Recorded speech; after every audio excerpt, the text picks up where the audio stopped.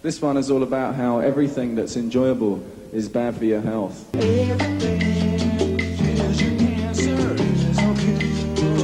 There's no answer. Everything is your cancer.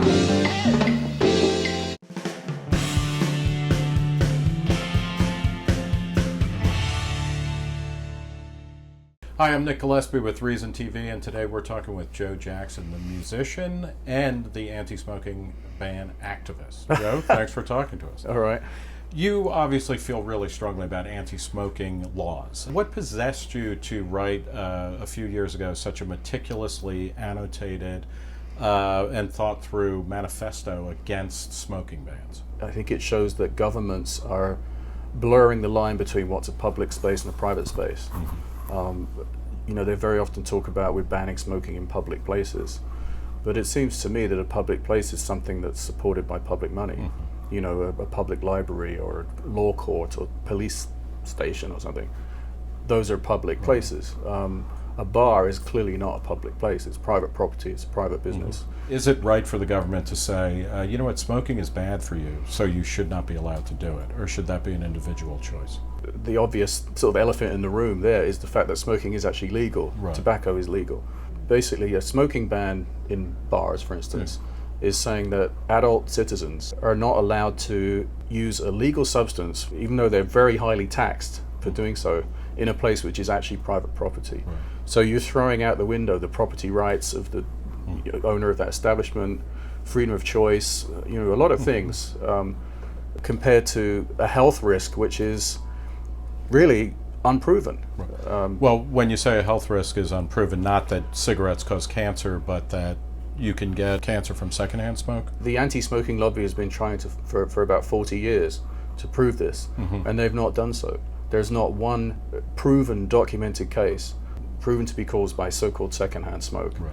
And I've been looking for one for 10 years, and so have a lot of other people. How, can I ask, I agree with you, and I have colleagues who have written extensively on this, but why should we believe you, or who are you to I know, kind exactly. of go through the medical literature? This and is say, why I don't do these interviews anymore. And the only reason I'm here is because it's Reason magazine, and I hope that some amount of reason comes into it somewhere. But I'm sick and tired of talking about this, because that's what I hear every time. Yeah. Why should we believe you? I'm not asking you to believe me. Right. I mean, you are of the media. Right. Go do the research. Instead of talking to me, talk to an anti-smoking representative of whatever health organization. Ask them to explain how they know that secondhand smoke killed someone and produce the proof. Is the smoking ban issue dead, though? I mean, we're sitting in a hotel room in New York where in 2003 they banned smoking in bars and restaurants. Earlier this year they banned smoking outdoors, basically. Is it a dead issue? And if so, what do we do about it? Or is there anything left to do? Yeah. Well, I don't believe it's a dead issue. A lot of people would like us to believe that, of course.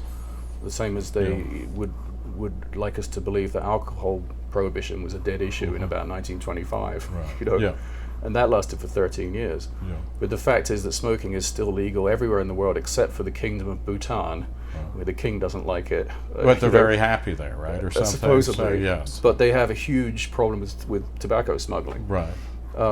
There's well over 1 billion people in the world still smoke, and there's plenty of countries in the world where you can still smoke in bars. What are the arguments that will convince people to say, hey, you know what, it's not your business what I'm eating, what I'm drinking, whether I exercise or not? It's going to take more people having their own lifestyles and their own choices affected. I mean, I think there's a sort of gathering storm of prohibitionism. You can see it more clearly in the UK, actually, I think, which is becoming very much a nanny state these days. But alcohol prohibitionism is really on the rise, and a lot of times the same people, they're networking with the anti-tobacco people to say, how have you been so fantastically successful? Yeah. And it's going to get worse and worse, and I think it probably needs to get worse before people start to fight back. You are not in the employ of a tobacco company? God, no. Okay. Where's the money? I have nothing to do with the tobacco industry. I have no axe to grind. Moving to music, your Jumpin Jive album was punked up swing R&B standard. Boys, on down to the gate. Oh, boys, try to take a side elevator. Can't you hear those head cats gone? Come on, boys, let's have a ball. It was a major departure from your kind of earlier style of new wave. that you were putting out in the late 70s and 80s.